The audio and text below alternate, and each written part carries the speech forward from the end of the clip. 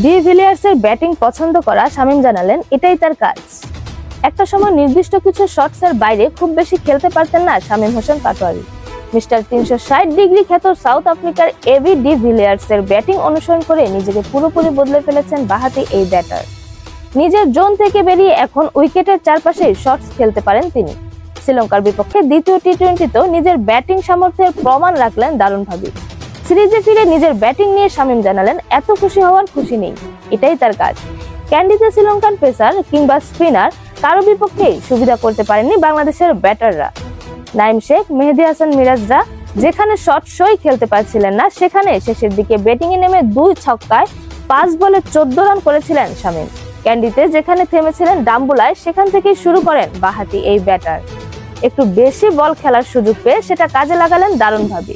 তুষারাকে extra cover দিয়ে 4 মারার পরের বলে লং অফের উপর দিয়ে উড়িয়ে যেমনি ছক্কা মেরেছেন, তেমনি সুযোগ পেলেই থার্ড ম্যানের উপর দিয়েও বল সীমানা ছাড়া করেছেন।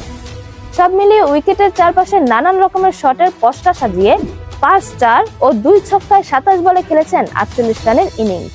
ব্যাটিং করেছে 177.78 স্ট্রাইক রেটে। ব্যাটিং এর পাশাপাশি ফিল্ডিং এও তৎপর ছিলেন শামীম।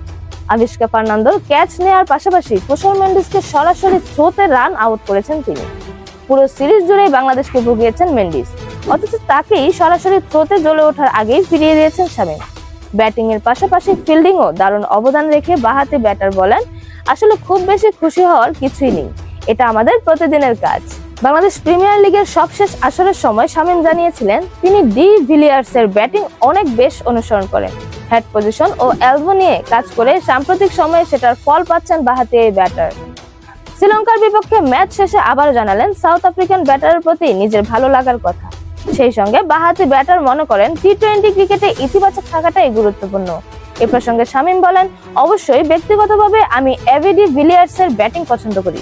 আমি সবসময় ইতিবাচক থাকার চেষ্টা করি এবং টি-20 খেলাটাই হচ্ছে ইতিবাচকতা। আমি মনে করি যত বেশি ইতিবাচক থাকবো তত ভালো। এরকম আরো নতুন নতুন খেলার আপডেট পেতে অবশ্যই চ্যানেলটি সাবস্ক্রাইব করে রাখুন। ধন্যবাদ। প্লেবাজ নিউজ।